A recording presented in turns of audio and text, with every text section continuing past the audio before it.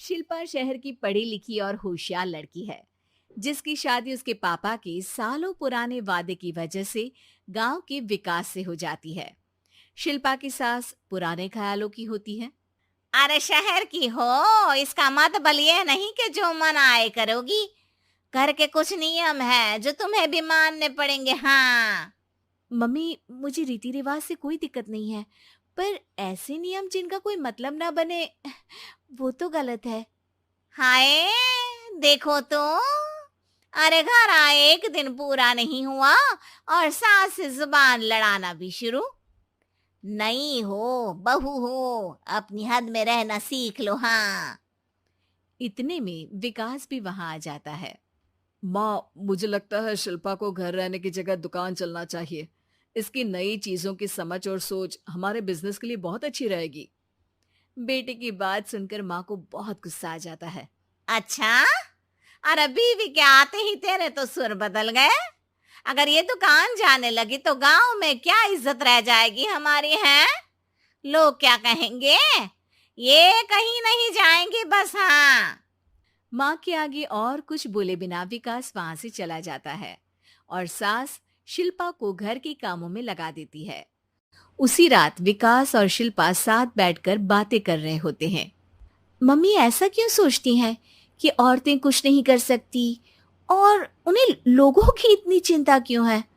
पापा की डेथ के बाद माँ ने दुकान संभालने की कोशिश की थी, पर लोगों ने उल्टी सीधी बातें सुनाकर उनका आत्मविश्वास इतना गिरा दिया कि वो कुछ कर ही नहीं पाई और सोचने लगी कि शायद औरतें ये सब कर ही नहीं सकती।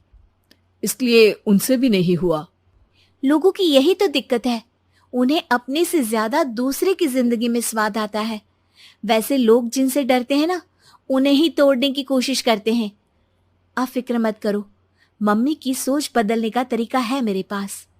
और अगले ही दिन से शिल्पा अपनी सास की सोच बदलने और लोग क्या कहेंगे के डर को खत्म करने की जद्दोजहद में जुट जाती है। मम्मी, आपको पता है, गीता बबीता, अरे जिनके ऊपर दंगल फिल्म भी बनी है, मैं फिल्म बिल में नहीं देखती। हाँ। वो हरियाणा की लड़कियां हैं, दोनों रेसलर हैं। उन्होंने जब ये शुरू किया था ना, तो लोगों ने बहुत बातें बनाई, बुरा भला बोला, मजाक भी बनाया, लेकिन उन्होंने ना किसी की सुनी, ना अपने ऊपर से विश्वास खोया और ना ही हार मानी। और देखो आज किस मुकाम पर है। अरे तो ये सब मुझे क्यों सुना रही है? हाँ। नहीं नहीं, बस ऐसे ही, हमें अपने आसपास की खबरें तो रखनी चाहिए ना। ऐसा कहकर शिल्पा अपनी सास को सोच में डालकर वहां से चली जाती है।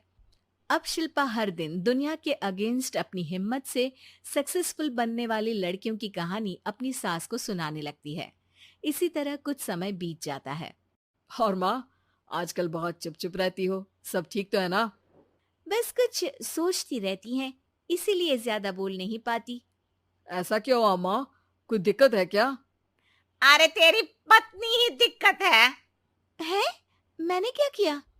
अरे रोज मुझे कुछ समझाने के मकसद से एक नई कहानी सुनाती है, पर खुद नहीं जानती कि मुझे सब पहले से पता है। हाँ। तो फिर दिक्कत क्या है माँ? लोग क्या कहेंगे? अरे उनका तो काम ही है कुछ ना कुछ कहना। आप ये सोचो कि उन्हें नजरअंदाज करके हम साथ मिलकर किस ऊंचाई पर पहुंच सकते हैं। बेटे और बहू की बातों से सोच में पड़ी माँ वहां से चली जाती है। अगली सुबह सबसे पहले तैयार सास आवाज लगाकर बेटी और बहू को बुलाने लगती है। अरे कहाँ सोते पड़े हो दोनों? किसी को घर में कोई काम नहीं है क्या? हाँ। सास की आवाज सुन शिल्पा भागती हुई कमरे से बाहर निकल आती है, जिसके पीछे विकास भी बाहर आ जाता है। मम्मी, आप इतनी सुबह तैयार होकर कहाँ जा रही हैं? अरे किसी नई शुरुआत से पहले भगवान का आशीर्वाद बनता है या नहीं? मैं सीधा दुकान जाऊंगी, तुम काम निपटा कर आ जाना है। सास की बात सुन शिल्पा और विकास खुशी से फूले नहीं समाते। ये हुई ना मेरी माँ वाली बात।